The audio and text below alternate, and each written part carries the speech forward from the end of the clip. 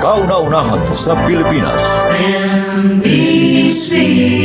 Manila Broadcasting Company. DZRH, member, kapisanan ng mga broadcaster ng Pilipinas.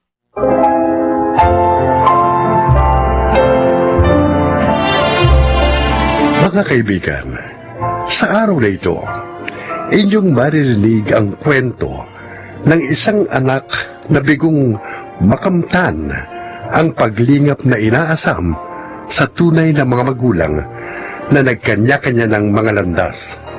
Siya ay si Vina. Bata pa lang ako, dama ko na ang malaking kabiguan sa pagkakaroon ng isang buo at masayang pamilya. Kahit maliliit na bagay pinagtatalunan ni na inay at itay. Hanggang isang umaga, nagising na lang akong nag-iisa sa maliit na kwartong inuupahan namin. Iniwan ako ni na itay at inay. Hindi na ako binalikan. Mabuti na lamang at may mga tao pa ring may malaking pagpapahalaga sa kanilang kapwa. Katulad ni na Tay Piping at Nay Catherine. Vina? Mabuti naman po. At pagkalipas ng walang taon, kilala niyo pa rin ako, itay. Paano mo ako natuntun dito? At anong kailangan mo? Matagal ko na po kayong hinahanap, tay. Pati na rin po si inay. Kung pera lang ang kailangan mo, ito. Yeah, 100 piso. Umuwi ka na kung saan ka ba nakatira. Hindi po ako namamalimos sa inyo. Nagpunta ako dito para obligahin kayo sa isang dapat magandang kinabukasang ipinagkaitin niyo sa akin, inay. Para bawiin ang lahat-lahat ng karapatang ipinagdamot ninyo sa akin bilang inyong anak. Pwede ba, Vina? Kung ano man ang pakay mo sa pagpunta mo rito, wala akong maisasagot sa iyo. Buti pa doon ka pumunta sa nanay mo. Mas maraming pera yung kesa sa akin. Dahil isang buong kantin sa isang public school ang pagmamay-ari nun.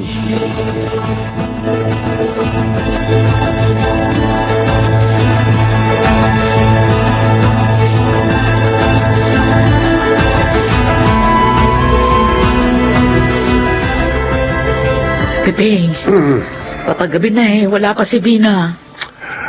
Kanina pa nga nangangalay ang leeg ko sa katatanaw sa kanya si Eskinite. Ano bang paalam niya sa'yo kaninang umagang umalis? Ay, sabi niya kanina, sasaglitin daw niya yung pwesto ng mga damit sa Divisoria na nangangailangan ng tindera. Magbabakasakali daw siya na mag-apply.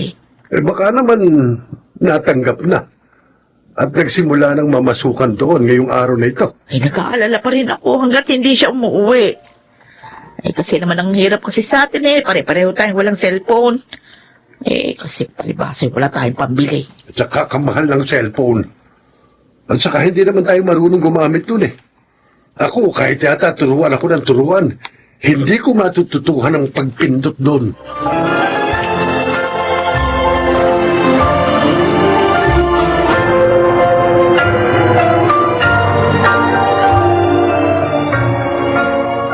Bakit ako itinuro sa'yo ng tatay mo? Siyang ama, kaya siya ang dapat na may pananagutan sa'yo. Nay, gusto ko lang naman po mag-college. Kaya nga po sinikap ko maidao sa pag-aaral ko sa senior high school.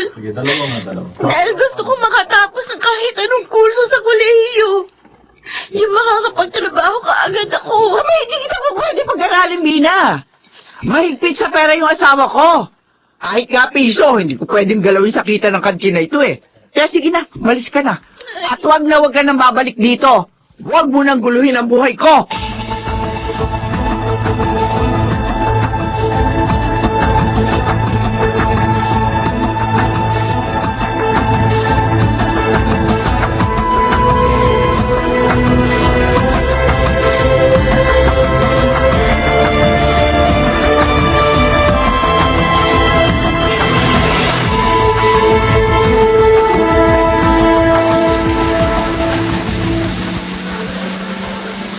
Oh, sino kaya yung babaeng yun na nakatayo sa may gilid ng tulay? Teka, parang si Bina yun ah. Sadali nga.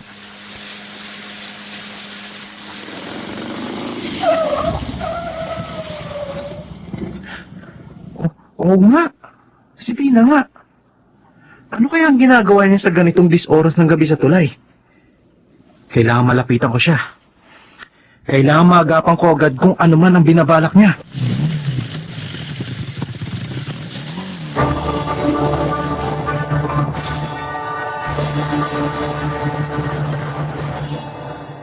Masyado po kasi ako nasaktan sa mga narinig ko. Malaki na inay at itay. Oh. Kaya kung ano-ano na pong naiisip ko. Galing kay kamo, doon sa mga magulang mo. Paano mo sila natunton? Noon po kasing time na naghahanap ako ng mapapasukan trabaho. Oh. Hindi ko rin po akalain makikita ko si itay sa isang shopping center. May pwesto po siya ng tela doon. Tapos itinuro po niya sa akin yung public school kung saan nandun na yung kantin na pinamamahalaan ni inay. Baka nabigla lang sila nung makita ka. Walong taon na rin ang nakalipas, ano? Isipin mo yung 18 anyos ka na ngayon. Hindi po ba? Dapat masaya sila na makita ako. Sabik sila dapat na mayakap ako. Pero sa halip, itinaboy po nila ako.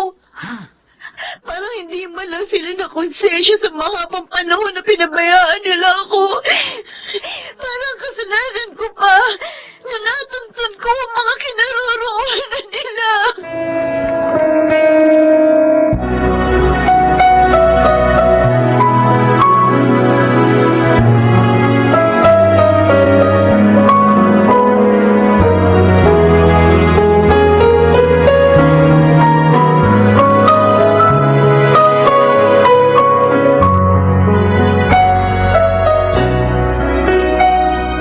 Paano po, Ma'am Piping? Magpapaalam na po muna ako. Masyado na po kasing gumagabi. May schedule pa po ako ng mga delivery bukas eh. Pakisabi na lang po kina Aling Katring at Vina na umalis na po ako. Sige Renzo. Ako lang bakalang magsabi sa kanila. Salamat. Maraming salamat sa ginawa mong pagliligtas kay Vina sa kapahamakan. Hindi ko talaga alam kung paano ka pahigit na pasasalamatan. Naku, huwag na po ninyong isipin yun, Ma'am Piping. Kung sakali po, bukas na lang po ako pupunta rito pagkatapos ng mga delivery ko para kumustahin ko si Vina. Sige po, alis na po ako ha. Sige. Mag-ingat sa pagpapatakbo mo ng motorsiklo, ha? Opo, maraming salamat po. Sige.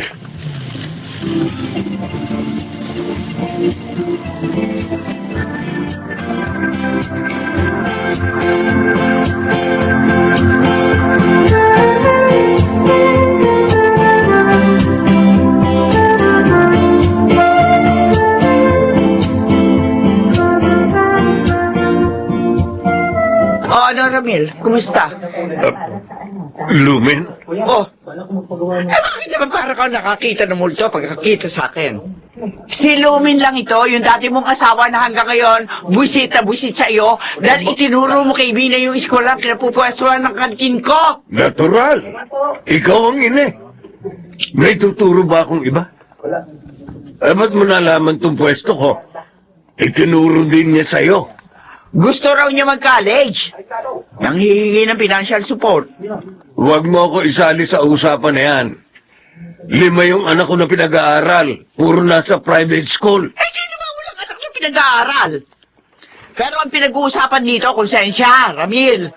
Kung ikaw wala nang natitira pang konsensya, ako meron pa. Matagal ko nang hindi ginagamit ang konsensya ko, Lumen. At kahit na ano pa ang sabihin mo, hindi ko rin yun gagamitin ngayon.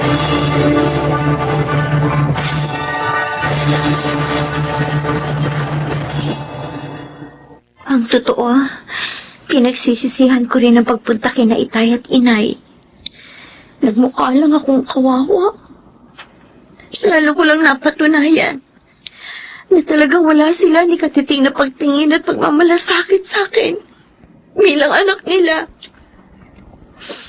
Kaya nga nila ako iniwan, di ba? Kailangan ko nang tanggapin ang katotohanan yun. Minsan nga kasi, para makapagpatuloy tayo sa buhay, kailangan natin kalimutan na lang ang mga hinanakit, Vina. Kaya lang naman, gusto ko makapagtapos ng kolehiyo.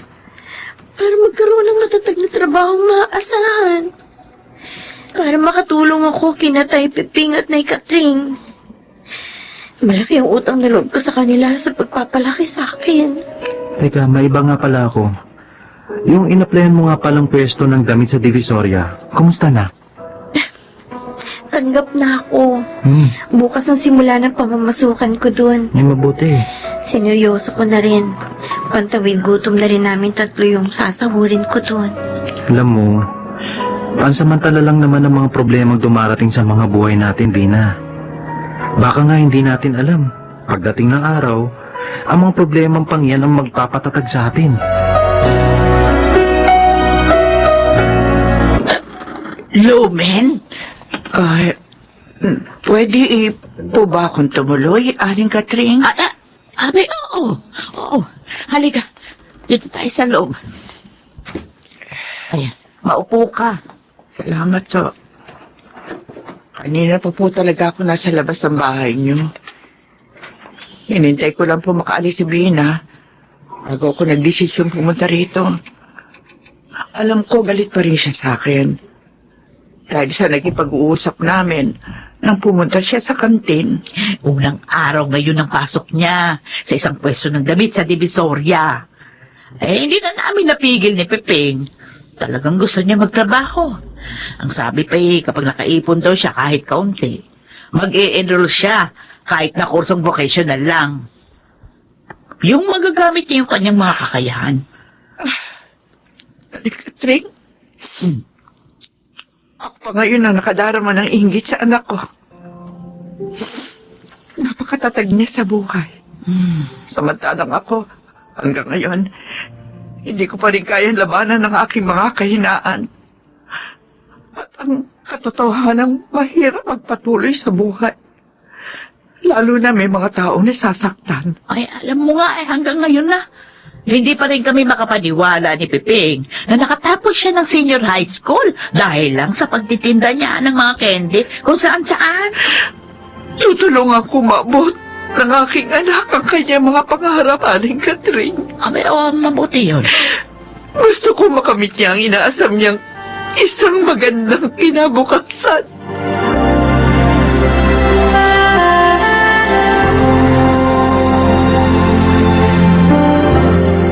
Naduwag ako noon sa mga responsibilidad. Kaya tinakasan ko ang hirap ng buhay na nararanasan namin mag-anak. Mas nagpadala ako sa takot kaysa sa sumubok. Masakit man kasing aminin. May mga pagkakataong pagkaraan pa ng napakarami nating mga pagkakamali. Saka lamang tayo namumulat sa leksyong natutuhan natin mula sa ating mga aksyon, Ramil. Pero hindi po ako nawawalan ng loob na mapatatawad ako ni Vina, Ma'am Pepeng. Maraming bagay sa pagitan namin ng aking anak ang gusto kong maitama.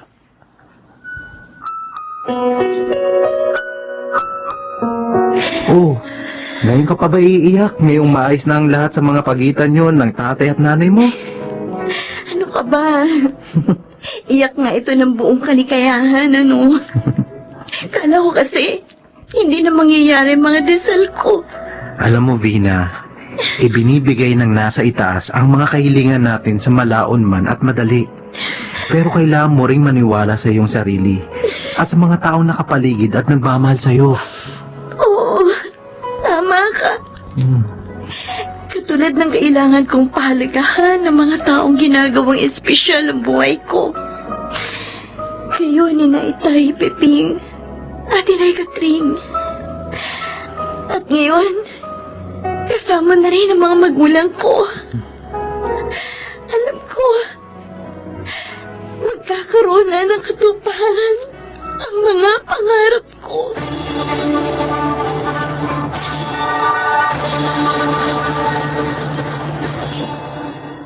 Pagkaraan ng masasakit na karanasan sa nakaraan, unti-unti nang nagkakahugis ang aking mga pagsusumikap. Lalo pa at ang kursong pinakagusto ko ang kinuha ko sa kolehiyo, ang Bachelor of Elementary Education. Sa pamamagitan na rin ng financial support na nanggagaling kina itay at inay. Huling semester ko na ngayon sa nasabing kurso.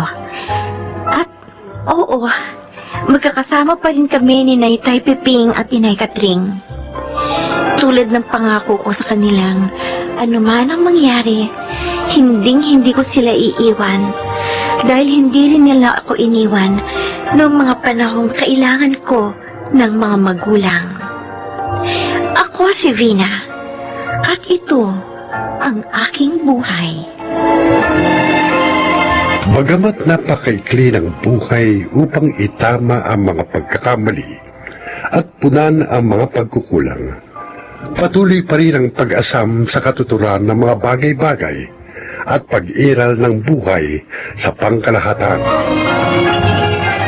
Mga nagsiganap, Susan Robles, Juliana Benjamin, Rosana Villegas, James Cuaton, at Chiquit del Carmen Amor sa papel na Vina. Naglapat ng angkop na tunog Jerry Mutia, sa musika Buboy Salonga, supervisyong teknikal Eric Lucero at Bong Buyar, creative consultant Phil Cruz, production assistant Anching Cruz. Ito'y mula sa panulat ni Sel Barlam, sa direksyon June Martin Legaspi. Ito ang aking buhay.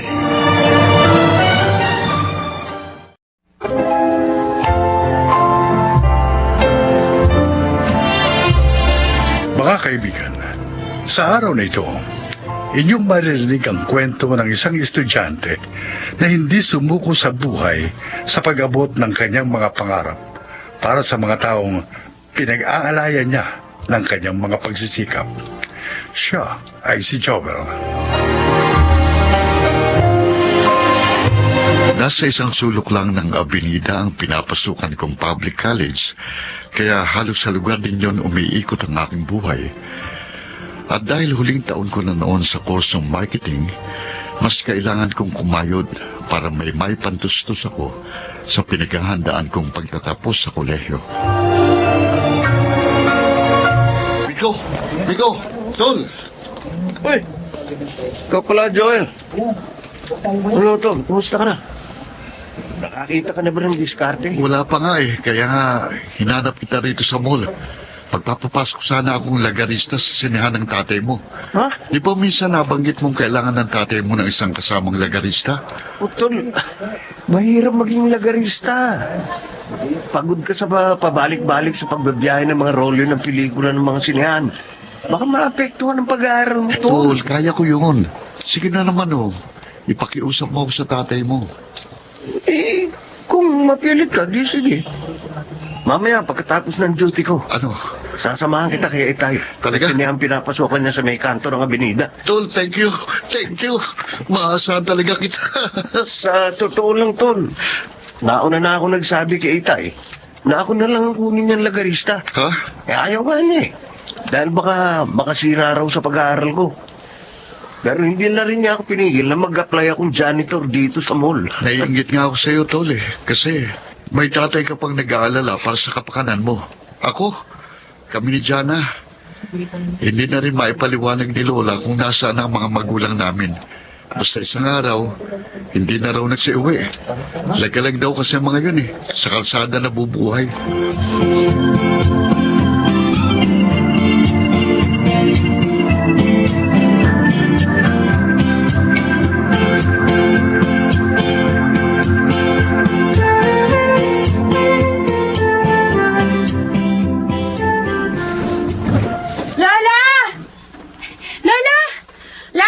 Tingnan niyo po kung ano itong mga dala ko. Oh, tingnan niyo. Isang plastic ng mga hitayan ng manok ah. At saka, ano ba yung nasa isa pang plastic na hawak mo? Pansit bihon ba yan?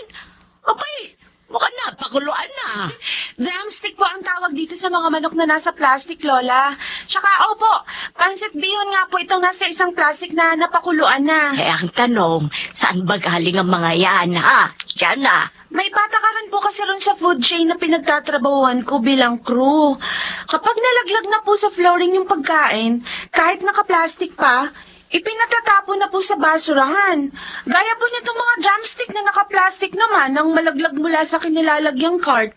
Ito naman pong pansit bihon, sumobra po ang oras sa pagkakaluto. Kaya ipinatatapon na rin talaga. Oh, pinatatapon na pala eh. Bakit dinala mo pa pauwi? Bawal po talaga yung ginawa ko, pero nanghihinayang po ako sa mga pagkain dahil hindi naman narumihan eh. Kaya nakiusap po ako sa supervisor ko na iuuwi ko na lang para po may pagkain tayo. Buti na lang naunawaan po niya ako. Pero hindi na raw po yun po pwede sa susunod dahil bawal nga talaga. Ay, nako. Sa katulad nating mahirap lamang, meron pa bang bawal-bawal? Ang mabuti pa, akin ang lahat yung mga pagkain na yan at nang mailuto na. Apo. Ipiprito ko yung mga manok at yung bihon. Titimplahan ko ng masarap na sabaw.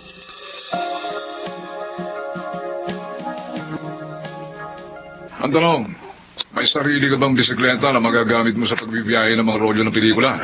Opo, yung ginagamit ko po kapag pumapasok ako sa klase. Aha. O, sige. Pero, oy, para di masyado maapektuhan ng pag-aaral mo, ha? Oho. Sa mga araw ng Sabado at Linggo kita bibigyan ng schedule, okay? Opo. Total, mas maraming tao sa sinehan sa mga araw na yon. Maliwanag? Opo, opo. O, paano? Na-explain ko naman lahat sa iyo mga gagawin mo. Opo, ha? opo. Sa Sabado po, maaga akong pupunta rito sa sinehan. Okay. Maraming salamat po, Mang Fredo. Maraming salamat po. Ano yun? Ano ba yung nahulong yan ito? May sinihan! Ay, naku! May nahulog daw po sa hagdan ng sinehan, Mang Fredo. Ano ba naman yan? Ako si baby yun. Lagi nahuhulog yung sa hagdan na sinihan dahil sa kalasingan. Sino pong baby? Ay, nako. Huwag mo na itanong kung sinong baby yun.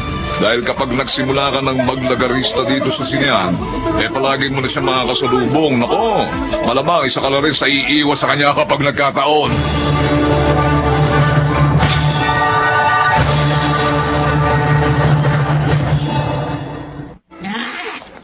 Bullshit yung mga tao sa sinihan. Walang kwenta.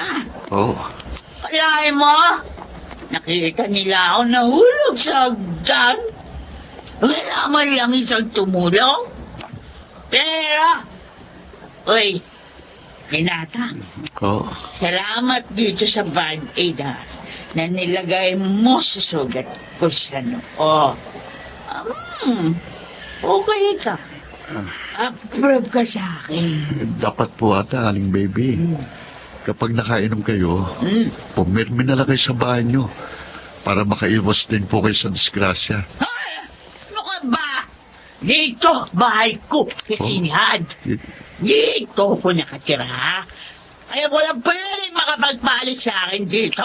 Hindi po kayo itinataboy ng security guard? Ha? Mas makulit pa ba siya sa akin? Ha? Pahay ko siya. Pero, teka. Pugi ka. Sino ka ba?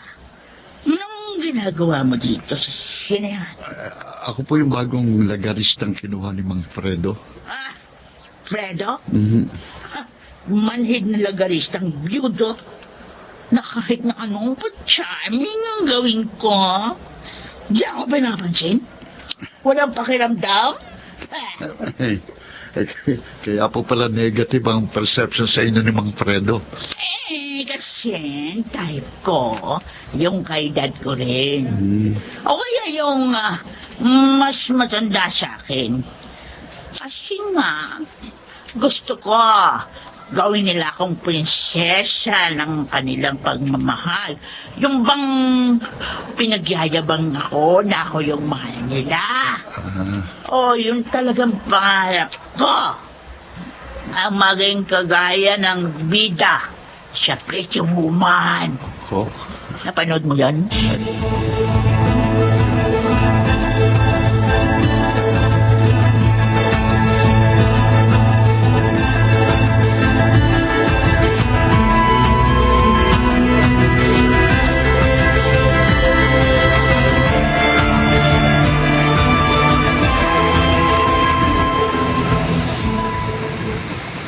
Lola, nakikita niyo po yung siniyang yon?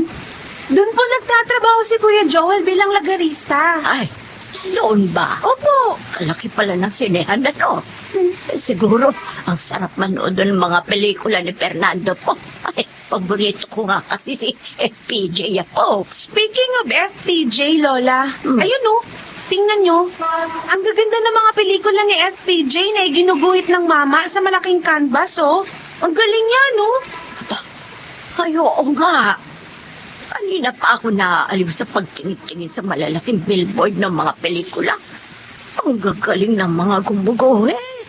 Talagang mga dalubhasa sila sa ganyan sining. Oo nga po. Ay, may nag-text. Teka lang po. Lola, si Kuya po. Puntahan daw po natin siya sa presintong malapit sa sinyang pinapasukan niya. Ay, pero bakit daw? Bakit daw nasa presinto, kuya mo?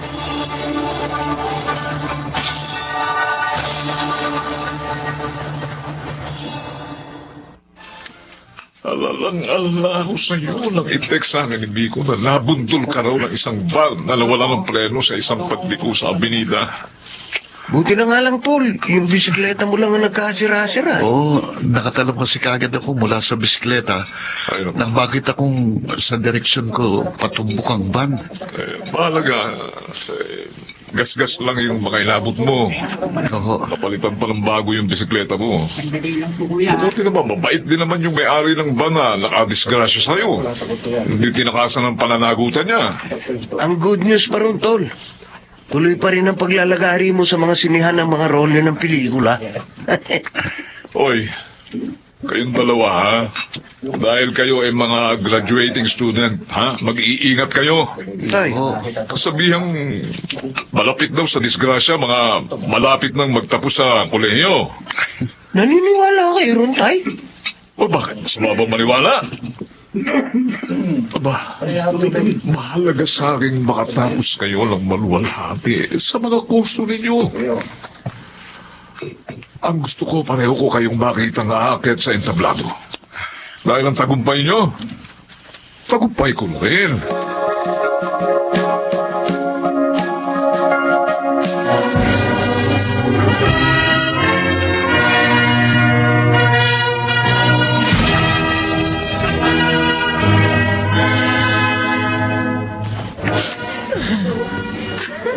Ang lola talaga.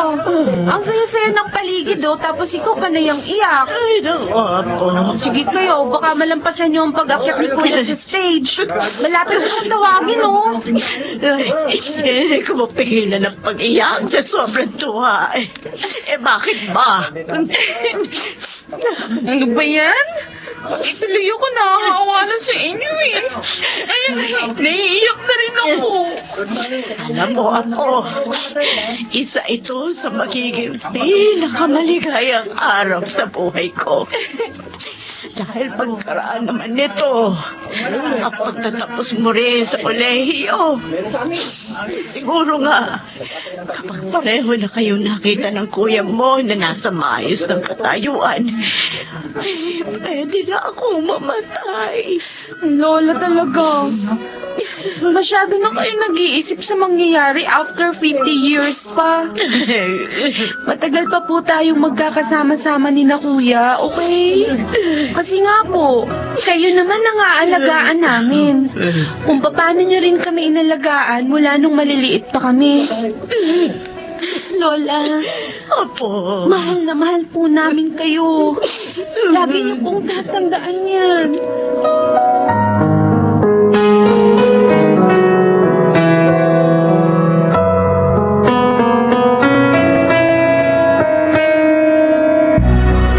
Joel! Ay, uy, Aling baby, kumusta na po kayo? Eh, Gusto ko lang magpasalamat kasi doon sa binigay niyong birthday cake ni Miko sa akin. Nung sumweldo kayo sa trabaho niyo. Nako, di niyo alam kung gaano kalaking kaligayahan ang naramdaman ko ng araw na yon. Sa buong buhay ko. Noon lang ako nakatanggap ng cake sa araw ng birthday ko. Ang totoo po, may kasama pong bulaklak ang cake na yon. Pero sabi po kasi niya sa amin ni Miko, siya na raw pong magbibigay sa inyo ng personal. Sino? Ayan po. Baby? Belated happy birthday, ha?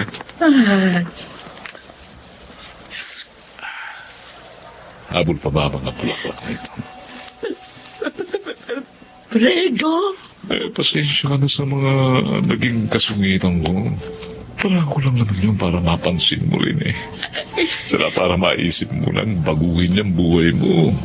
O yan, tingnan mo.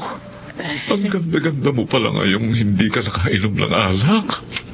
Kasi huminto na ako sa pag-inom ng alak. Naku, salamat. Wala namang nababago sa buhay ko eh. Lalo pang napapasama. Nawawalan pa ako ng direksyong mag-isip. Dahil nagkakamabutihan na po kayo, alis na po ako. Papasok na po ako sa trabaho. Joel! Oh. Salamat Oh. Maraming salamat sa pagmumulat mo sa akin sa kahalagahan ng buhay. Basta wag po kayong matakot na muling makipagsapalaran para makita ang ganda ng mundo. Hindi po kayo nag-iisa. Marami po kaming nagmamahal sa inyo. Oh. Di po ba, Mang Fredo? Oo naman. O, paano? Kanina pa talaga tayong gustong iwan ni Joel para magkasanginilan tayo eh. Sasabihin ko na bang mahal kita? Baby? Bilis naman. Siyempre. Siyempre, gusto ko munang mag-umpisa tayo bilang magkaibigan. Padate, yung bang may babalik ang alaala ng isang young love. Ganon? Oo. O sige. Saan mo gusto unang mag-date tayo ngayon?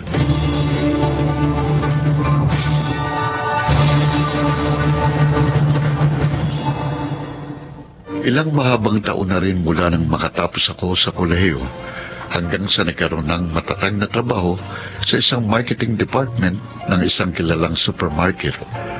At pinupuno pa rin ang galak ang puso ko kapag nagagawi ako sa Avenida. Ang lugar na naging kanlungan ng aking mga pangarap.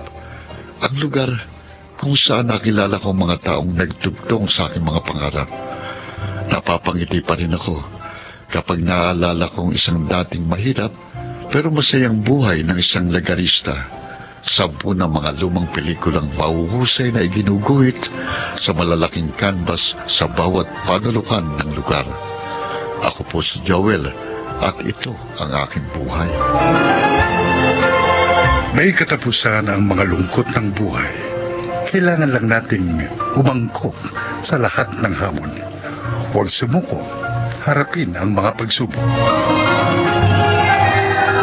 Mga nagsiganap, Junel Benamin, June Legaspi, Jenaline de la Cruz, Chiquit del Carmen Amor, Rosana Villegas, at Phil Cruz sa papel na Joel. Naglapat ng angkop na tunog, Jerry Butia. Sa musika, Buboy Salonga. Supervisyong teknikal, Eric Lucero at Bong Mayar. Creative Consultant, Phil Cruz. Production Assistant, Anching Cruz. Ito'y mula sa panulat ni Sel Barlam. Sa direksyon, June Martin Legaspi at Maynard Landicho Jr. Ito ang aking buhay.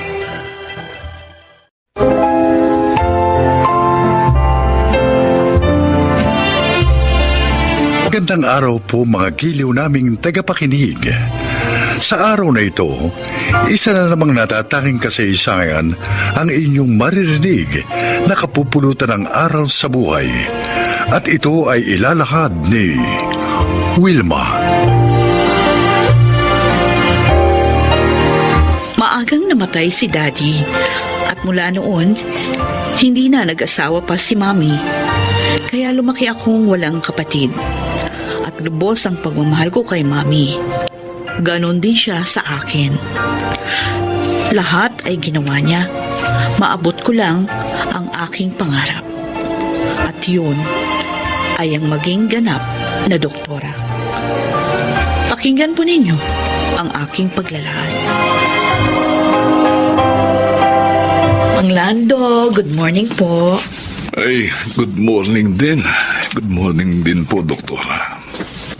Magandang umaga po, Doktora Wilma. Ay, Arjo, i-check ko lang ang tatay mo, ha? Opo, sige po. Kumusta po ang pakiramdam nyo sa buong nagdaang araw, Mang Lando? Ay, maayos naman, Doktora. Okay, ang puso po.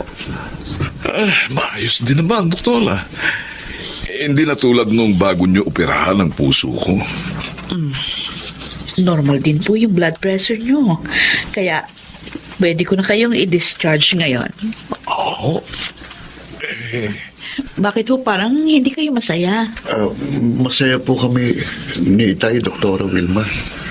Namang problema lang po dahil hanggang ngayon, malaki pang kulang namin sa pambayad sa ospital at maging sa inyo po. Wala na kayong aalalahanin doon. Dahil ang foundation na sponsor nyo, ang kausap na ng ospital. Oo, sila na yung magbabayad dito. Ako naman, binigyan ko kayo ng 50% discount. Kaya na-cover na rin yun ng inyong sponsor. Ganun po ba? Salamat po, Doktora.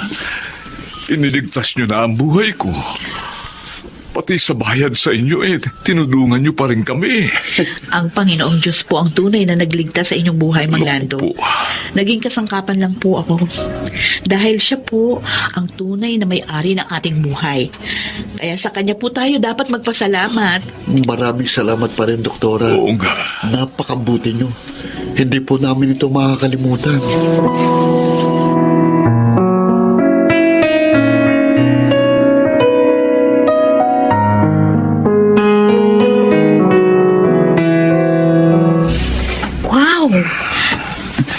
Mami, inilabas mo sa bangko ang mga magaganda mong alahas? Anong okasyon? At kinuha niyong mga yan? Wala naman.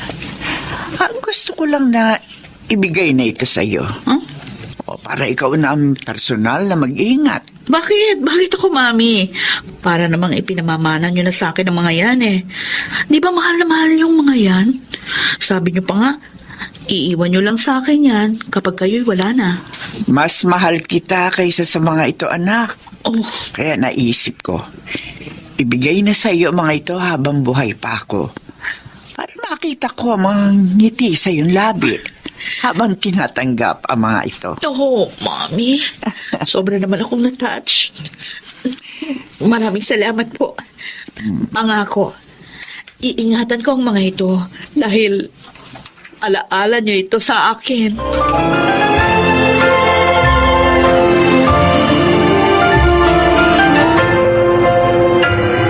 Hello po, Doktora!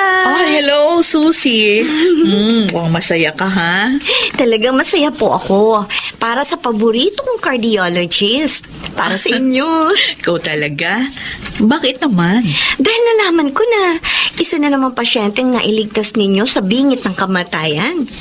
Alam niyo bang pinag-uusapan kayo ng kapwa ninyo mga doktor? Oh, bakit? Ano naman yung sinasabi nila? Kung pwede nga lang daw, kasama nila kayo sa bawat operation na gagawin nila.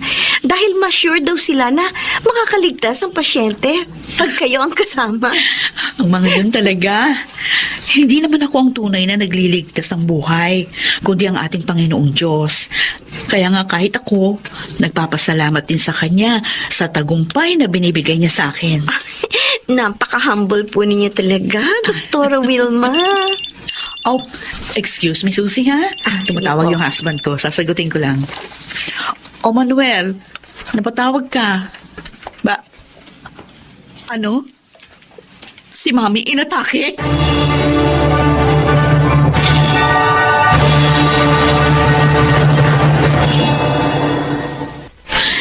Wilma, narito na kami. Manuel, ano ba nangyari? Hindi naman natin pinagtatrabaho si Mami dahil nga sa sakit niya sa puso. Oo, totoo yun. At hindi rin naman siya na-stress sa dalawang anak natin.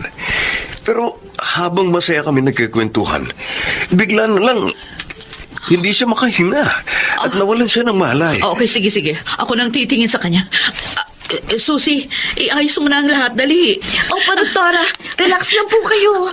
I'm relaxed. Ganito lang ako dahil mami ko ang aking pasyente. Sige na, tayo na. Mahalaga ang oras.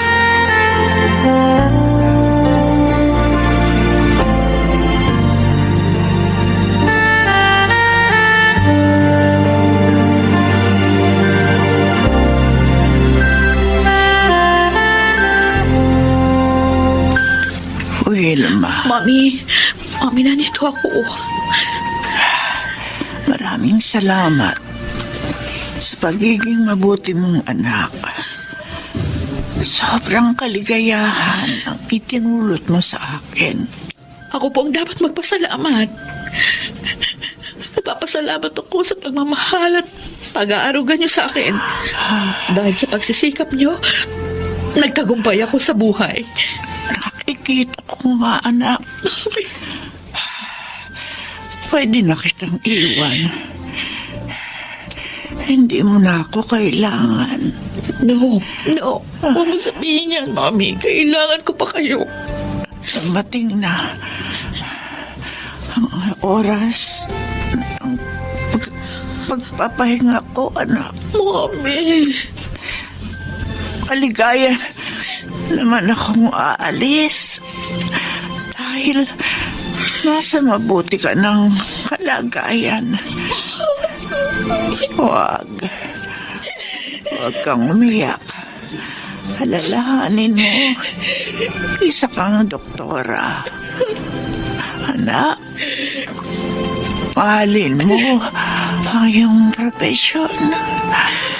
Huwag kang magbabago. Mangako ka. Opo, Mami. Salamat.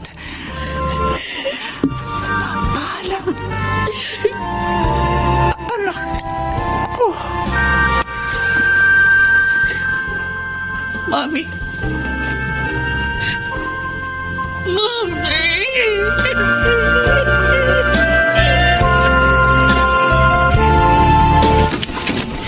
Hello po, Oh. Sir Manuel.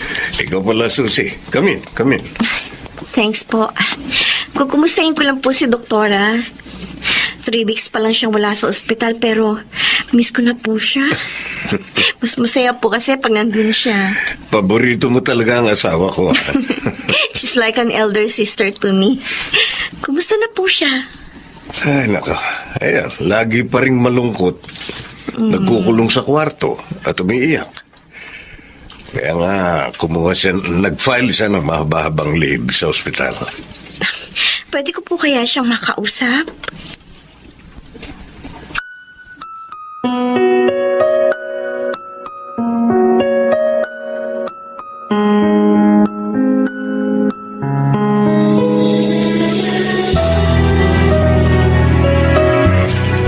May bisita ka. Manuel, di ba sabi ko ayokong tumanggap ng bisita? Kaya nga nag-leave ako sa trabaho ko sa ospital. Gusto ko magluksa. Gusto ka makausap ni Susie, kahit sandali lang daw. Oo nga po, Doktora Vilma. Sana huwag kang magalit. Susie. Miss ko na kayo, Doktora eh. Kumusta na po? Eto. Nasasaktan pa rin. Nalulungkot. Naiinis ako sa sarili ko dahil hindi ko nailigtas ang mami ko. Siguro po kaya nangyari yun. Dahil talagang hanggang doon na lang ang buhay ni Ma'am Elena. Yun din ang sabi ko sa kanya, Susie. Pero bakit ang iba na kaya kong iligtas? Bakit ang mami ko hindi? Ano bang mali ko? Wala po kayong pagkakamali, Doktora. Ginawa niyo po ang lahat na makakaya ninyo. Maaaring pagsubok po sa inyo ito. Patagan niyo po sana ang inyong loob.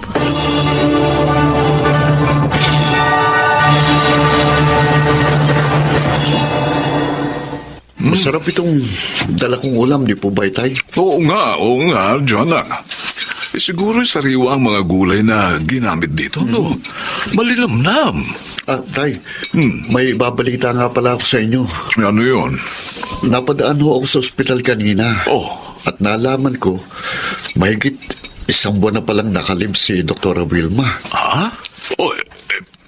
Bakit daw? Namatay daw po ang mami niya. At ayon po sa nurse na nakausap ko, sobrang dinamdam yun ni Doktora.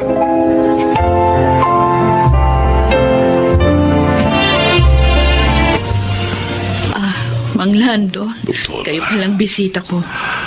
Nabalitaan po namin ang nangyari. Kaya inalam ko po ang inyong tirahan para makita ho kayo.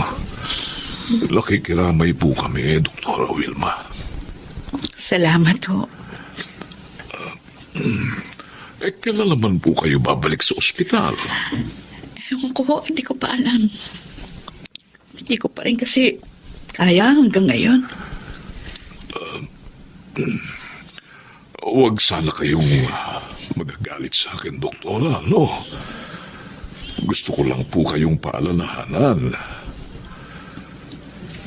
Nailigtas po ninyo kaming mga pasyente ninyo dahil ayaw pa kaming kunin ng Diyos.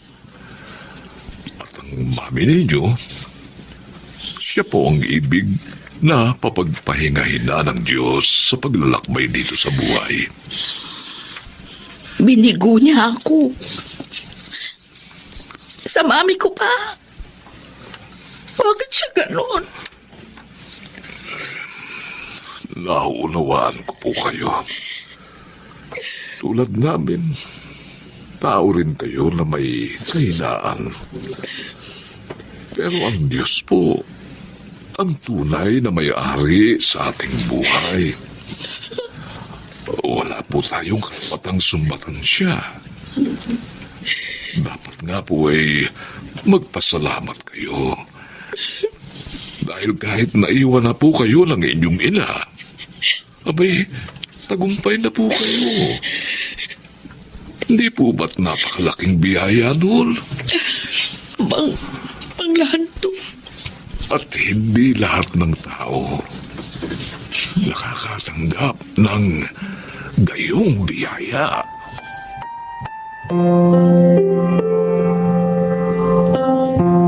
Diyos ko. I'm so sorry. Lahat ng mga payo ko sa mga pasyente ko, na nailigtas ko sila. Nakalimutan ko na sinusubok mo po ako. Sinumbatan pa kita na para bang ikaw pa may utang na loob sa akin. Nakakahiya po ako.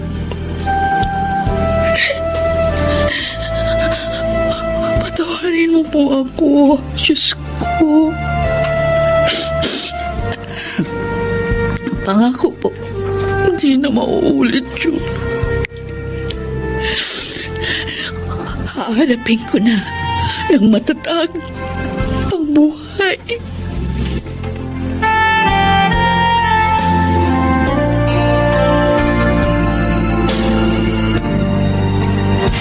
Han. Narito na tayo sa puntod ni Mami. Yes, son. Ako nang maglalagay sa puntod niya nitong dala nating bulaklak. Are you sure you're okay? Yeah, don't worry. Mami, alam ko, hindi niyo na ako maririnig. Pero gusto ko pa rin sabihin, ang taos-puso kong pasasalamat sa inyo sa lahat-lahat.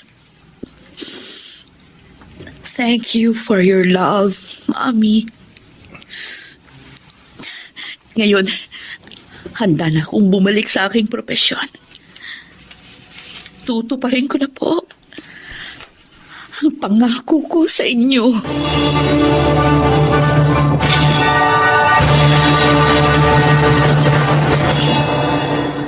Naging magaan ang aking kalooban matapos yun. Ngayon ay tanggap ko ng kahit ano pang propesyon ng tao. Gaano pa siya kagaling, hindi niya dapat questionin ang Diyos sa pagsubok na kanyang binibigay dahil siya ang tunay na nakakaalam ng makakabuti. Ako si Wilma, isang cardiologist, at ito ang aking buhay. Lahat ng tao ay may kahinaan na maaari namang mapagtagumpayan sa pamamagitan ng poong may kapal. Mga nagsikanap: Yunel Beramin, Susan Robles, June Martin Legaspi, Chiquit del Carmen Amor at Rosana Villegas sa papel na Wilma. Naglapat ng angkop na tunog Jerry Mutia sa musika ni Buboy Salonga. Supervisyong teknikal Eric Lucero at Bong Muyar. Creative Consultant Phil Cruz. Production Assistant Anching Cruz. Ito'y mula sa panulat ni Telma Corporal Alcantara. Sa direksyon Salvador M. Royales. Ito ang aking buhay.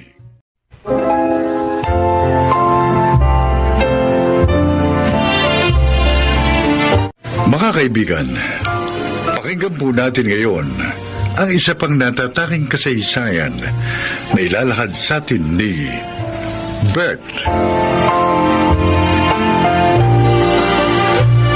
Dalawa ang anak namin ni Sarah. Sa simula, maayos ang pagsasama naming mag-asawa. Ngunit nagsimulang magkaroon ng problema ang aming pamilya nang matanggal ako sa trabaho. Ay naku, bakit ba naman ngayon ka pa nawala ng trabaho, Bert? Pasensya ka na, Sarah. Marami tayong inuhulugan. Itong bahay, yung ref. Tsaka, paano yung pang-araw-araw natin? Huwag kang mag-alala. Maghahanap ako ng trabaho. Ako na lang kaya maghanap ng trabaho. Sarah, hindi pwede. Dapat dito ka lang sa bahay. Ikaw ang mag-aalaga sa dalawa nating anak. Pero, wala ka bang tiwala sa akin? hindi naman sa ganon. Nag-aalala lang ako. Alam mo naman nag-aaral na yung mga anak natin. Bukas na bukas din, maghahanap ako ng trabaho.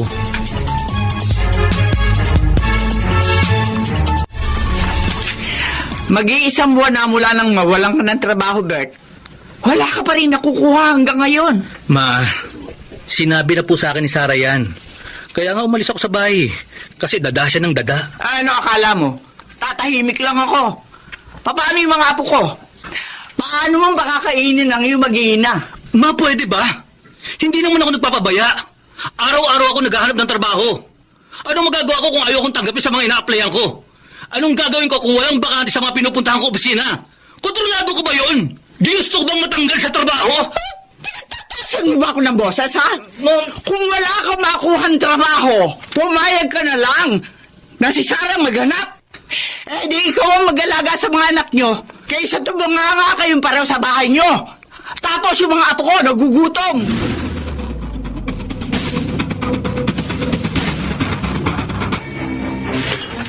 Pare, masyado kang tahimik. Huwag mong problemahin masyado ang sitwasyon mo. Oh, tagay lang. Tulog mo lang yan. Pare, wala ka bang alam na pwede kang pasukan? Marunong ako mag-drive. Baka may kakilala ka naghahanap ng driver. Wala akong kakilalang naghahanap ng trabador. Pero, pwede ka sumama sa akin bukas. Ha? Saan? Magsasabong tayo. Hindi ako nagsasabong. O edi pag-aralan mo kung paano magsabong. Basta magdala ka lang ng konting pera bukas. Wala na nga akong pera eh. Sige. Sagot ko na ang taya mo. Bayaran mo na lang ako kapag nanalo tayo. Sigurado ka ba? Oo! Akong bahala sa'yo.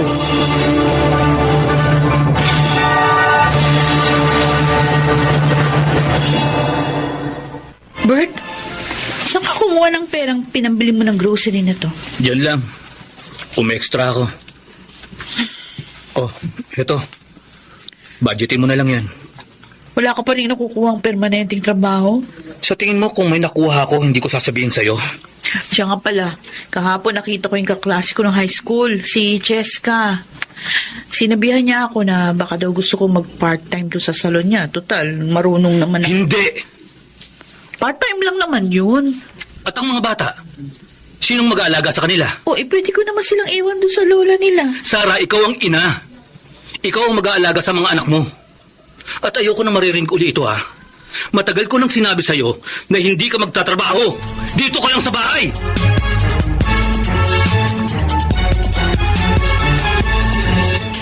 Uy, paring Bong, taki ka muna.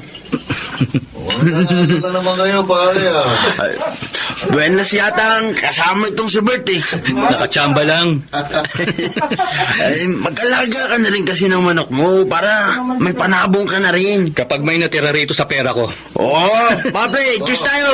Cheers! Ano nga palang sabi ni Sarah? Wala. Ano naman ang sasabihin niya? Basta may dala akong pera pag uwi ko, wala nang imik yun. Ayos! Pero bukas hindi ako sasama. May nakapagsabi sa akin na mag-apply daw akong security guard doon sa security agency. May umalis daw kasi. Ayos yan, Bert. Pero sa ngayon, kalimutan muna natin yan. Hindi naman tayo uli. Tama ka. Ang problema, hindi yan nawawala sa buhay ng tao. Tama. Kaya dapat, huwag nating problemahin ang problema. Hayaan nating problema ang problema sa atin.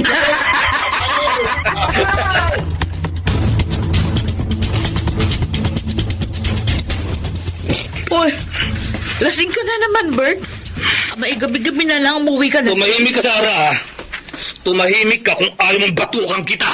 Babatukan mo ako? Sige, gawin mo. Subukan mo. Baka hindi mo pa nararanasan na matulog na hindi dumadaan sa antok. Abat! Aray ko! Bakit, ha? Ha? Aray! Kaya mo na ako, ha? Ang lakas ng loob mo, ha? Bitiwan mo ako! Ang sasabihin ko sa'yo, na huwag mo akong pakikialaman sa mga ginagawa ko sa buhay. Dahil asawa lang kita. Baka nakakalimutan mo. Babae ka.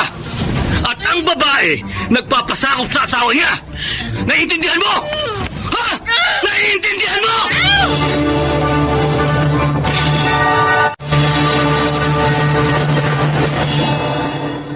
Bert, wala na akong pera, ha?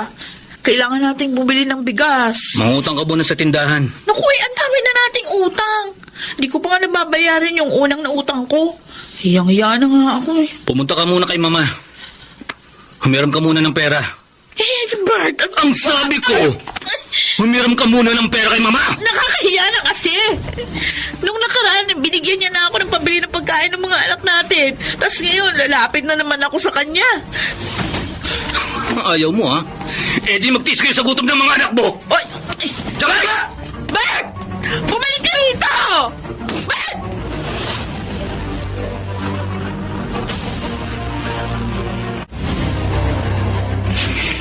Ikaw na kaya magtrabaho, Sarah?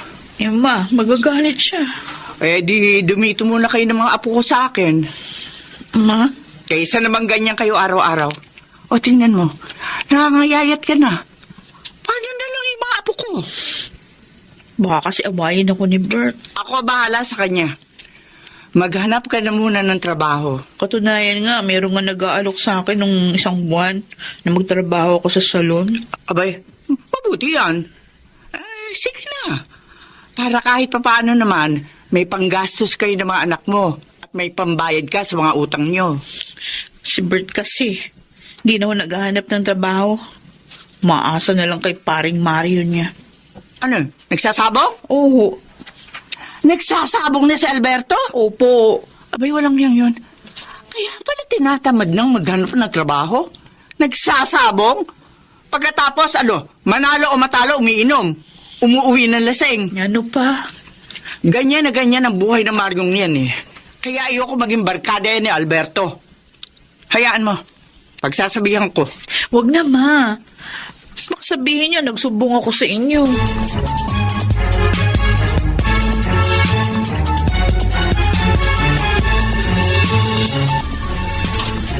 Sarah, halika nga rito. Lasing ka na naman. Ang sabi ko, lumapit ka rito. Bakit ba? Ano yung pinagsasabihin mo kay mama, ha? Kung ano-ano ang mga kinikwento mong hindi naman totoo! Itiwan mong braso ko, nasasaktan ako! At ano yung nalaman ko nagtatrabaho ka na raw? Hindi ka talaga nakikinig sa akin, ha? Nagtatrabaho ko kasi ayoko magutom yung mga anak ko! At least ako nagsisikap! Eh, ikaw anong ginagawa mo? Wala ka nang pera, naglalasing ka pa! Ang sabi ko sa'yo, dito ka lang sa bahay! Subukan mong umalis bukas.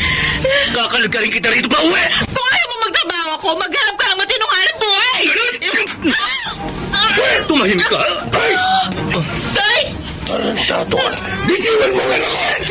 Itay! Tay! Tay! Walang niya ka! Hindi ko nga pinalo si Sarah! Nung bata ba? Tapos makikita ko, ginugulbi mo! Tay, tama na! Mag-impake ka ng mga gamit mo! Itay! Mag-impake ka, Sarah! Tay! Ano pa hinihintay mo? Bakit ka nagtitiis sa bahay nito? Kasama ang demonyong yan! Tay, tama na! Wala kang kwentang padre at pamilya! Hindi ka na nga nag-ahanap buhay! Nakukuha mo ba maglasing? Magsugal?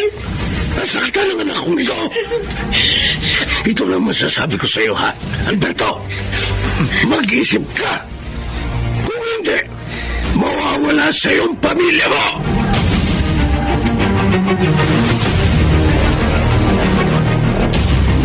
Uy! Mauna na kami sa'yo, Sarah, ha? Sige, ingat kayo! Sarah! Sarah! Ba't nandito ka? Patawarin mo ako. Patawarin mo ako sa lahat ng kasalanan ko. Dahil napabayaan ko kayo ng mga anak ko. Dahil napagbuhatan kita ng kamay. May mga ayusin pa ako dito sa salon. Umalis ka na. Sarah, nakikiusap ako. Bumalik na kayo sa bahay ng mga bata. Hindi ko na uli gagawin yun. Paano kung ayoko? Nagmamakaawa ako. May trabaho na ako. Kaya ko na uli kayong buhayin. 2 buwan nang kayong wala sa bahay. Sarah, hindi ko kaya. Hindi ko kaya mawala kayo sa akin. Ngayon mo lang napag-isip-isip yan? Alam ko na ngayon ang mga pagkakamali ko. Buong pagpapakumbaba akong humingi ng tawad sa'yo ngayon. Galing na ako kay Itay. Kinausap ko na siya. Sarah, nagbago na ako. Kaya nakikiusap ako. Huwag niyo akong tuluyang iwan.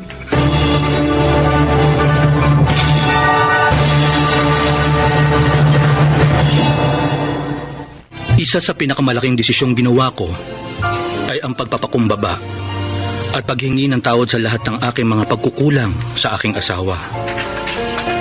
Kung hindi ko ginawa yon, marahil tuluyan nang nasira ang pamilya namin. Bilang isang padre di pamilya, aming tahan. At kung ang isang haligi ay hindi matatag, guguho ang pamilya. Ako po si Bert, at ito ang aking buhay. Walang pamilyang perpekto. Ngunit kung ang haligi ng tahanan ay matatag at responsable, ang ilaw ng tahanan ay laging handang magbigay gabay sa landas na tinatahak ng isang pamilya. Hindi magagawang gibain ng anumang unos ang kanilang tahanan. Mga nagsiganap: Alan Ortega, Susan Robles, Rosana Villegas, Angelo Alcantara, Lionel Benjamin, at Chiquit del Carmen Amor. Naglapat ng angkop na tunog Jerry Mutiang. Sa musika ni Buboy Salonga. Supervisyong teknikal Eric Lucero at Bong Moyar. Creative Consultant Phil Cruz. Production Assistant Anching Cruz. Sumulat ng ating kasaysayan Rita Labanon. Sa direksyon Salvador M. Royanes. Ito ang aking buhay.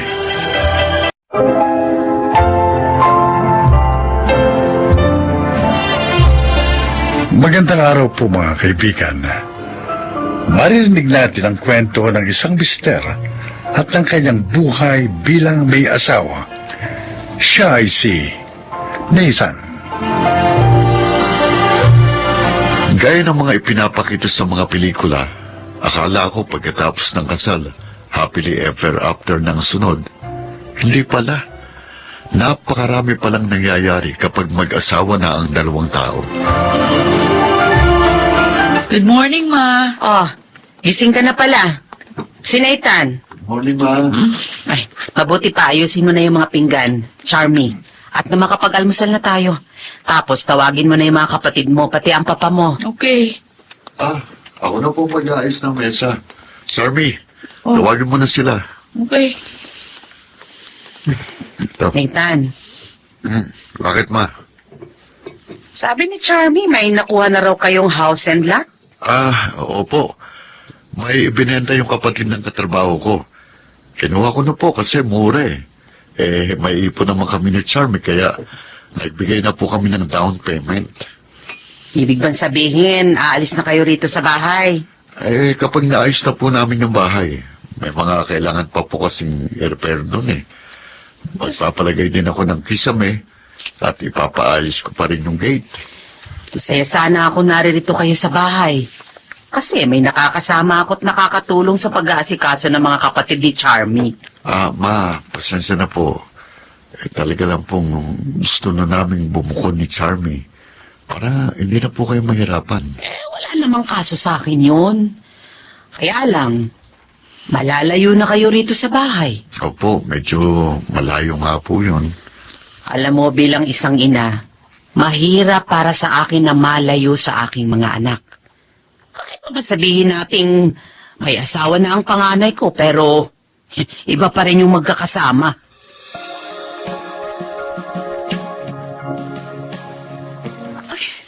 Ayoko ang lumipat sa bahay na yan. Ano?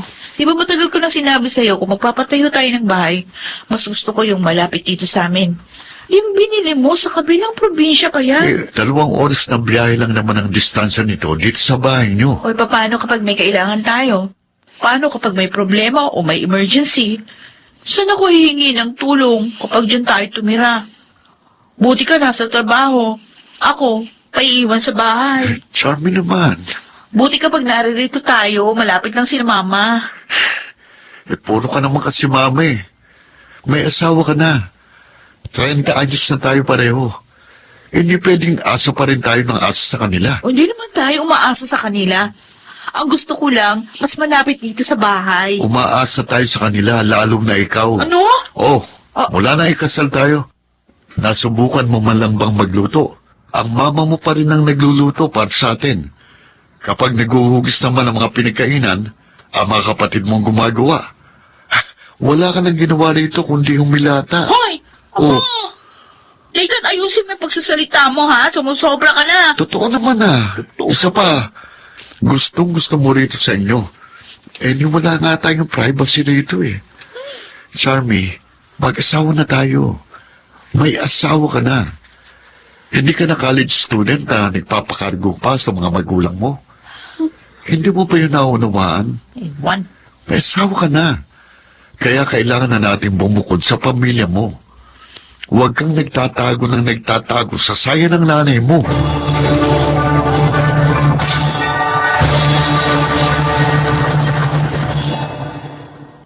Pare, dapat kasi bago kayo nagpakasal, nag-usap muna kayo ni Charmy. Pochi, nag-usap na naman kami noon pa at payag naman siya na bumukod kami. Pero ngayon ko lang nadiskubre na gusto lang pala niyang bumukod pero doon lang dapat kami sa bakuran nila. Mahirap yan. Mahirap pa naman makisama sa biyanan. Wala naman akong problema kay mama. Mabait naman siya at maasikaso. Yun nga lang, parang ayaw niya rin palayain ng tuluyan ng asawa ko. Gusto niya naroon sa bahay nila para raw may makatulong siya sa pag-aasikaso sa bahay. Anong plano mo? Plano ko magpakalasing. Okay, dadamayan kita dyan, pare. Buti ka pa, walang problema. Bago pa kayo kinasal, may bahay na kayo, di ba? Oo. Ayaw kasi talaga namin makitira. Mahirap makisama, pare. Ngayon ko napagtanto na dapat pala talaga inaalam muna natin ang buong pagkatao ng isang babae bago natin pakasalan. Sinasabi mo bang nagsisisi ka na si Charmy ang pinakasalan mo? Hindi naman, pero nagsisisi lang ako na hindi ko kagad nakitang may ganito pala siyang tendency. Sana noon pa napag-usapan na namin ang tungkol dito. Kahit mag-usap ng masinsinan, hindi namin magawa. Kasi ang kwarto namin katabi ng kwarto ni na Mama. Nung isang araw nag-away kami. Buti na lang na malengke si Mama. Walang ibang nakarinig ng pagtatalo namin. Mahirap talaga ang buhay may asawa, pare. Pero marahil pa sa inyo rin yan.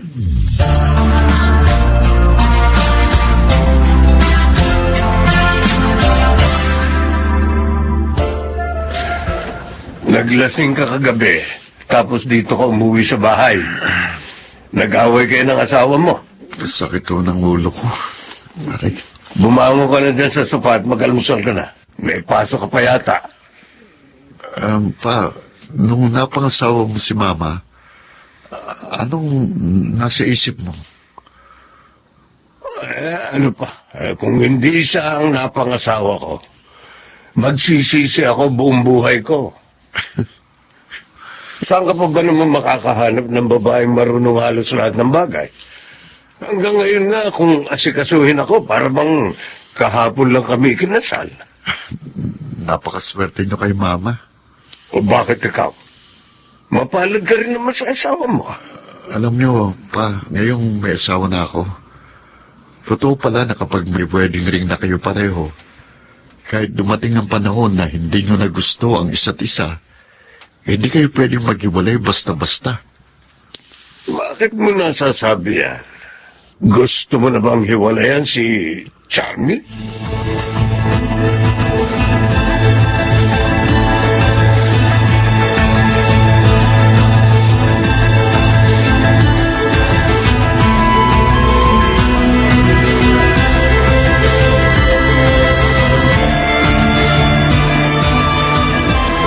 Ilang gabi kang hindi umuwi dito sa bahay, tapos ang bungad mo sa akin, mag-impake ng mga gamit? Kung gusto mong magsama pa tayo, sumama ka sa akin doon sa bahay natin. Nathan, hindi mo ba ako nauunawaan? Ako, naunawaan mo ba ako? Paano kita maunawaan? Hindi ko nga gusto ang desisyon mo. Charmy, hindi gusto mo o gusto kong mahalaga rito, kundi kung ano ang tama. At paano mo nasasabing yung gusto mong tamang desisyon? Alam mo, 3 taon tayong magkasintahan, pero ngayon ko lang nalaman na hindi pala talaga kita kilala. Sana, kinilala muna kita bago kita pinakasalan. O so ano, nagsisisi ka dahil pinakasalan mo ako? Ha? Nathan! Charmy, ano nangyayari? Ines! Bakit ka sumisigaw? Kasi masinaitan eh. Nag-aaway na naman ba kayo tungkol sa bahay na binili niya? Kasi gusto niya, lumipat kami doon. Kung ayaw mo, edi huwag kang sumama sa kanya. Hindi rin naman makakatiis yun. Uuwi rin yun dito sa'yo. Nag-asawa ka? Tapos ayaw mo sumama sa asawa mo? Isa ka pa eh. Charm! Ito lang ang sasabihin ko sa'yo, ha? Babae ka. At ang babae, nagpapasakop sa asawa niya. Kahit na hindi ako sumang-ayon sa gusto niya? Bakit hindi ka sumasang-ayon? Ano ba ang masama sa gusto ni Nathan? Gusto lang naman niya bumukod kayo, hindi ba? Gano'n naman talaga eh. Kapag ang dalawang tao naging mag-asawa, hindi na sila dalawang tao, kundi iisa. Kung ano ang desisyon ng isa, yun din dapat ang desisyon ng isa. Tapatin mo nga ako, Charmy.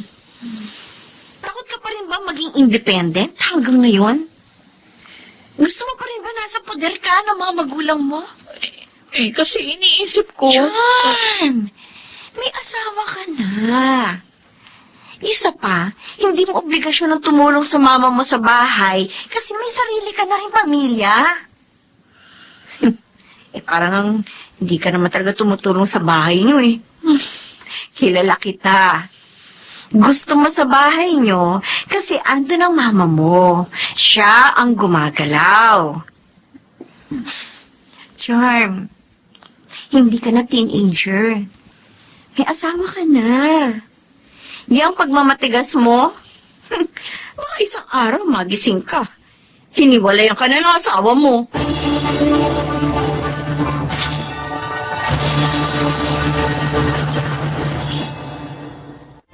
Nathan, sorry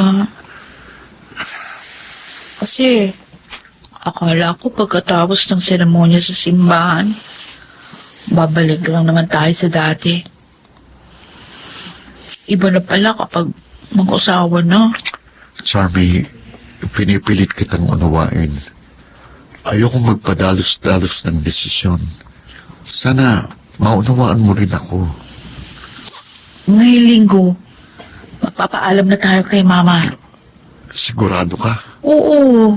Charmy, alam kong bagong lahat sa atin, pero magkasama naman tayo. Kaya natin itong harapin. Nasa panibagong yugto na tayo ng ating buhay. Kailangan natin pagdaanan ito. Hindi tayo matututo kung patuloy tayong magtatago sa likod ng anino ng mga magulang natin. Oo. Naunawaan kita. Sorry. Mula ngayon, kung ano ang desisyon mo, yun ang susundin ko.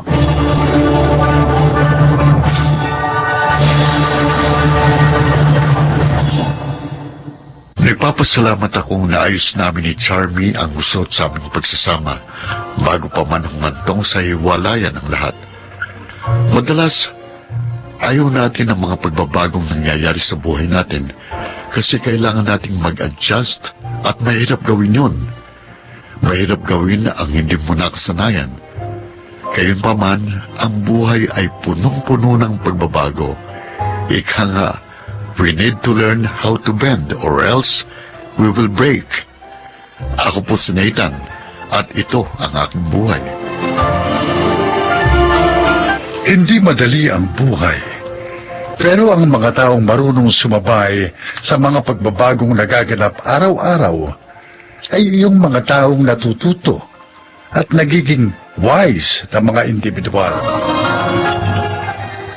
Mga nagsiganap: Rosana Villegas, Jenaline de la Cruz, Lionel Benamin, Chiquit del Carmen Amor, Reynald Landicho, at Phil Cruz sa papel na Nathan. Naglapat ng angkop na tunog, Jerry Mutya. Sa musika, Buboy Salonga. Supervisyong teknikal, Eric Lucero at Bong Muyar. Creative consultant, Phil Cruz.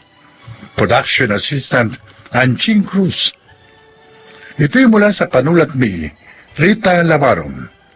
Sa direksyon, June Martin Legaspi at Maynard Landicho Jr. Ito ang aking buhay.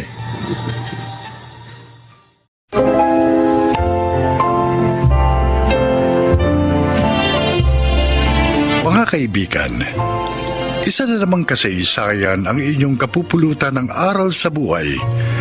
Ito ay ang kwento ni Noel. Panganay ako sa 4 na magkakapatid at nang maulila kami sa mga magulang, nang ibang bansa ako upang mapag-aral ang aking mga kapatid. Hindi naman nila ako binigo. Kuya Noel, nagustuhan mo ba yung gift namin sa'yo? Oo naman, kaya lang, ang mamahal ng binili nyo. Ikaw cellphone, itong si Fred laptop, at ang bunso nating si Lorna, relo. Okay lang yun, kuya. Magagamit mo naman lahat yan eh. Ama, at saka love ka namin. Kaya natural, magandang ibibili namin sa'yo kahit na mahal pa yun. Baka naman magalit sa inyong asawa nyo. Malaking halagang ginastos nyo. Naganda pa kayo ngayong birthday ko. Ay, okay lang kay Danny yun. Hindi naman niya ako makikilala kundi dahil sa'yo. Wala rin problema sa misis ko, kuya. Mabait at understanding yun. Basta ang gusto namin, mapasaya ka ngayong birthday mo. Oo. Ay, wait mo lang ha. Meron pa kaming isang surprise sa'yo. Oh, ano naman yun? Basta, lalo ka magiging happy dito. Ay, baka kung anong kalokohan yan. Ay, di ako kasama dyan, kuya. Uy, ano ka ba, Fred? Huwag mo ako ilaglag. Ikaw nga itong gusto mo rin ang gagawin ko eh. Kunyari ka pa dyan. Ano nga kasi yun? Basta, wait mo na lang.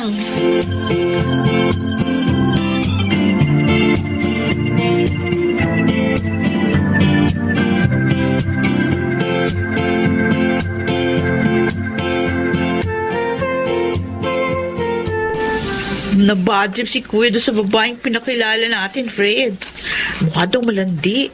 Ay, clean ang damit. Kita pa yung cleavage.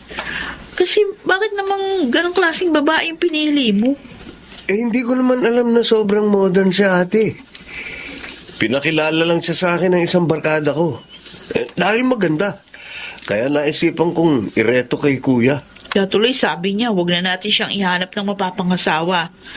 Dahil kung talagang itinakda raw ng Diyos na makapag-asawa siya, mangyayari yun. Kahit hindi maghanap. Pero 42 na siya.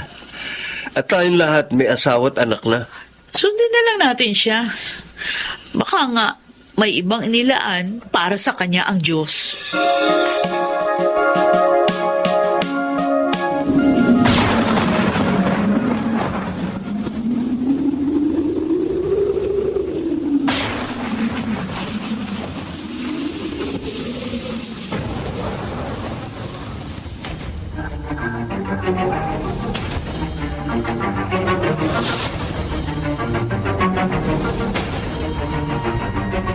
Ay, salamat.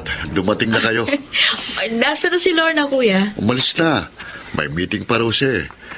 Dinala lang dito yung hinihingi ko. Kayo, dala nyo na ba? Oo, kuya.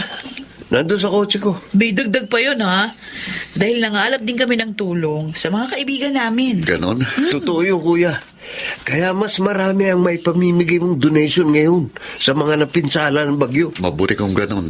Dadalhin ko na lang ang mga nakalap natin sa foundation ni Sir Adriel. Sino yun?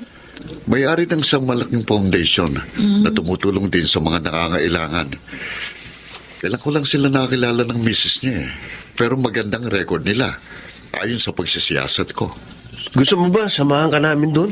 Oo nga. Para hindi ka masyadong mahirapan.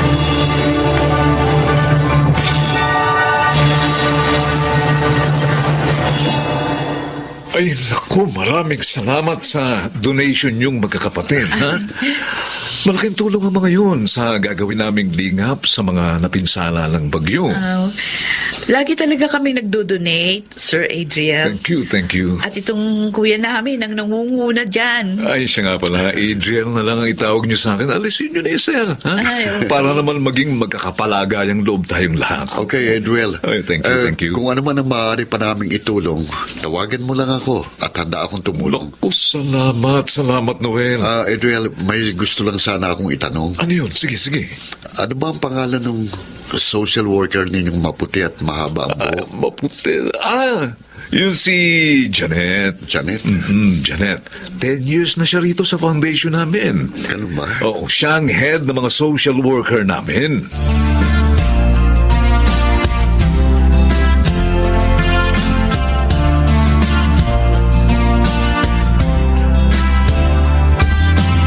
Fred, maniwala ka. Malakas ang kutob ko eh. May gusto si Kuya kay Janet. Iba kasi yung mga tingin niya. Okay lang sana, Ate Aida. Kaya lang ano? May kapansanan siya. O ano naman?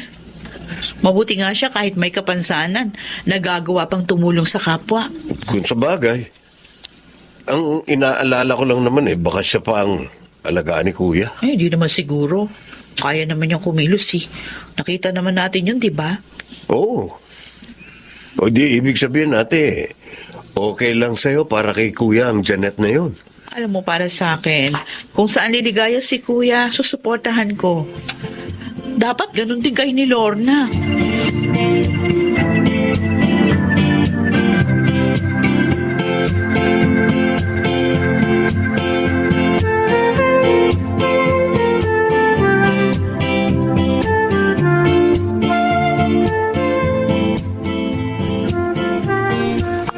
ka na pala dito na Edwel, Janet. Ay, opo, Sir Noel. Stay in ho kami ni Joyce. Mabait naman ho sila, kaya hindi na ho ako umalis pa dito. Janet, pwede sana Noel na lang itawag mo sa akin. Para naman maging magkaibigan tayo. Sige, Noel. Salamat. Buti hindi ka nahihirapan sa trabaho mo kasi... Kasi, may kapansanan ako? Oo. Naisip ko parang ang hirap nun. Dahil pupunta kayo sa iba't ibang lugar. Ganyan ka. Nung bata pa ako, kapag nakikita ko ang kalaro ko na kailangan ng tulong, tinutulungan ko. Tapos sumasaya ako. Dahil kahit pilay ako, nakakatulong ako. Kaya mula noon, pinangarap ko na makatulong. Kaya nga social work ang kinuha ko. Nakaka-inspire ka talaga, Janet. Palagay ko, mapapadala 10 ko rito dahil sa'yo. Bakit naman hindi mo uli hinarap si Noel, Janet? Oo nga, girl. Malungkot tuloy siyang umalis. Dapat kasi, hindi na siya nagpupunta rito eh. Tsaka, huwag na rin siya magdala ng kung ano-ano. Alam mo, palagay ko, gusto kanyang ligawan. Yun din ang feeling ko, Sir Adriel. Bakit naman niya ako liligawan? May kapansanan nga ako. Hindi ako bagay sa kanya. Oo, Janet, wag. Huwag kang mag-iisip ng ganyan. Oo nga, friend. Hindi porket may kapansanan ka at niloko ka ng 2 dati mong nobyo, hindi ka na bagay sa kahit sinong lalaki. Tama si Joyce. Hindi hadlang ang kapansanan sa tunay na nagmamahalan. Tandaan mo yan.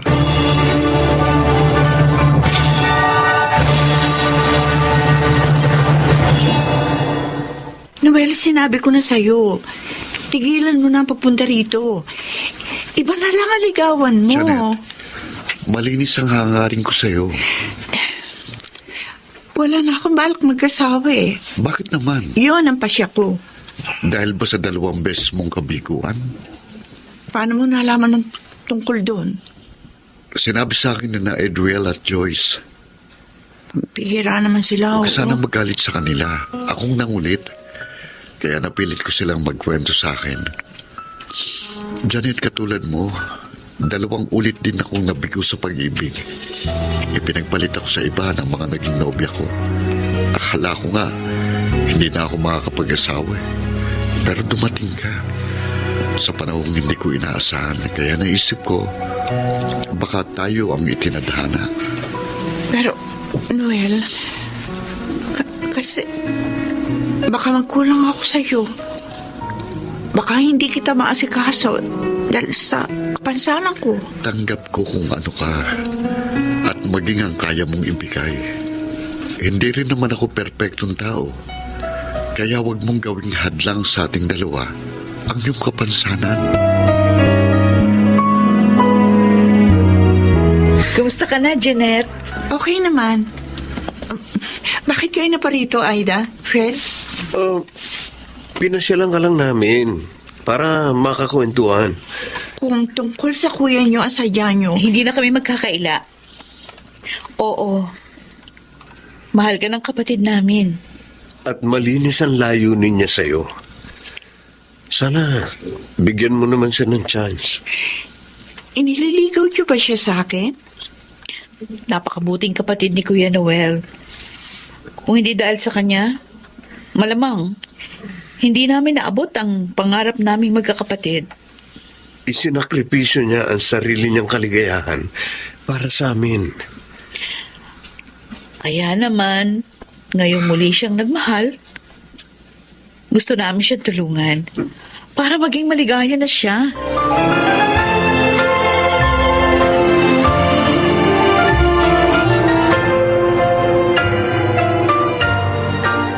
Janet, bakit malungkot ka? Wala. Alam ko, kahit hindi mo sabihin. Dahil kay Noel, Kasi 2 weeks na siyang hindi nagpupunta rito. Siguro napagod na siya sa panunuyo. Nagsawa na. pati mga kapatid niya. Kaya lahat sila wala na. Eh, ikaw naman kasi. Mahal mo naman siya. Pero hindi mo pa sinagot. Dahil nga natatakot ako muli masaktan. Baka hindi ko na makaya. Pero mahal mo rin siya, hindi ba? Oo. Wala na naman siya. Narito pa rin ako, Janet. Si Noel, nasa likod pala natin. Noel? Kanina pa ako dito sa likuran niyo. At narinig kong lahat ng sinabi mo. Janet, magpapakasal kagad tayo para mawala ng pag-aalala sa puso mo. At ipinapangako ko sa iyo, magiging mabuting asawa ako.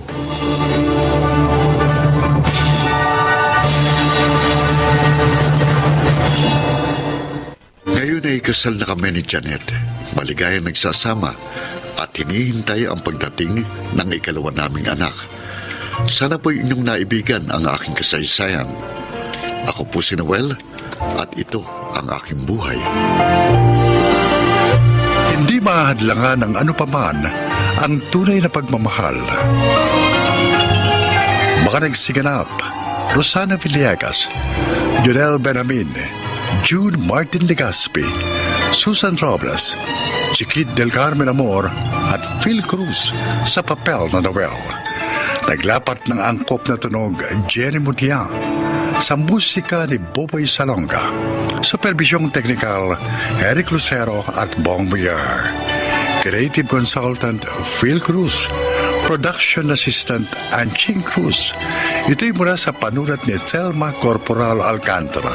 Sa direksyon Salvador M. Royales. Ito ang aking buhay.